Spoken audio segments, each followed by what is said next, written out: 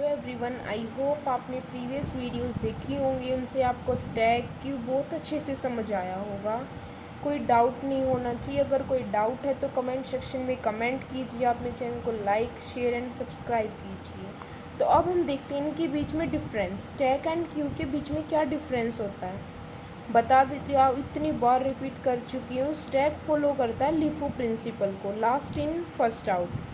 Q follow करता है FIFO principal को, फर्स्ट इन फर्स्ट आउट। ये स्टैक है।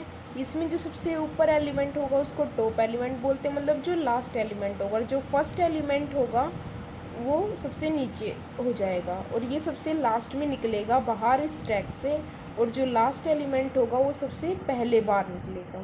तो ये थी स्टैक। और क्यू में हमारे पास दो पॉइंटर्स होते हैं, एक रियर और एक फ्रंट।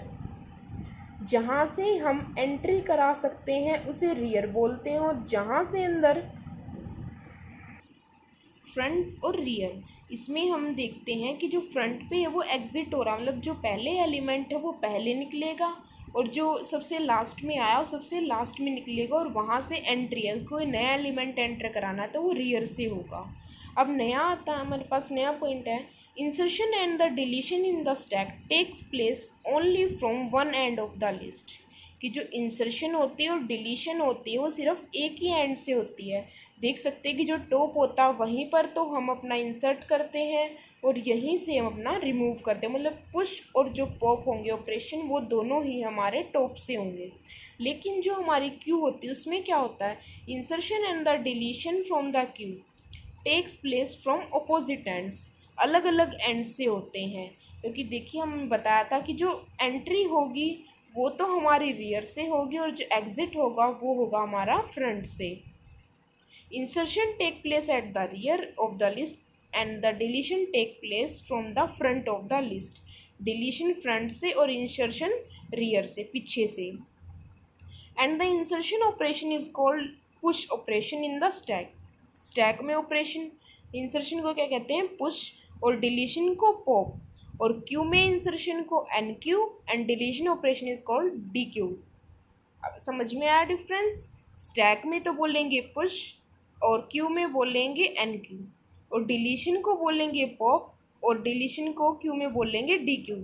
अब नेक्स्ट पॉइंट आता है, in the stack we maintain only one pointer to access the list call the top. सिर्फ इसमें एक ही पॉइंटर होता है जो हमारा कहाँ होता है, टॉप पोजीशन पे, which always points to the last element present in the list. जो भी हमारे पास लास्ट एलिमेंट होगा उस लिस्ट में उसी को पॉइंट करता है, वो होता है हमारा टॉप।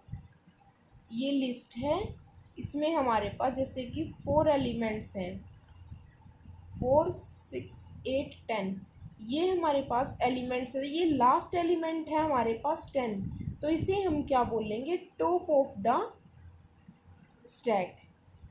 और हमारी क्यू में होता, मेंटेन करते हैं हम 2 पॉइंटर्स को टू एक्सेस द लिस्ट। उस लिस्ट को एक्सेस करने के लिए एक फ्रंट पॉइंटर, एक रियर पॉइंटर।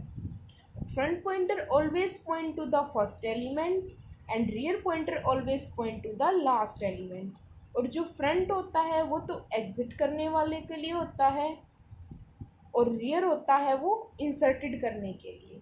तो first element inserted in the list, जो फ्रंट पॉइंटर होता है जो सबसे पहले इंसर्ट किया गया उसको पॉइंट करता है, और जो रियर पॉइंटर होता है वो सबसे लास्ट में जो हमारा इंसर्ट किया गया उसके लिए।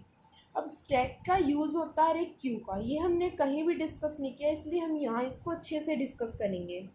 स्टैक यूज़ किया जाता है solving the problem work on the recursion, मतलब जो एक के बाद एक, मतलब पहले ये काम आया तो इसको ख़त्म किया तो चल भैया। ऐसे इस तरीके के काम को हम करते हैं स्टैक में, जैसे कि रिवर्सिंग करने में। अब रिवर्सिंग के लिए हमने अपनी 11th में C++ में एक प्रोग्राम किया था। एक हमें नंबर दे दिया गया कि भैया मुझे रिवर्स करना है, उल्टा करके लिखना, मतलब जो नंबर है उसका उल्टा करना। जैसे कि 48 है, हमें इसका रिवर्स करना है कि इसको हमें 84 बनाना है। उसके लिए हमने मोड का यूज़ किया था। आप अपने 11th के नोट्स को देखिए और वहाँ आपको ये प्रोग्राम समझ आएगा, रिवर्सिंग ऑफ अ नंबर। तो उसमें हमारी स्टैक का यूज़ होगा। नेक्स्ट है इन द बोडोमास।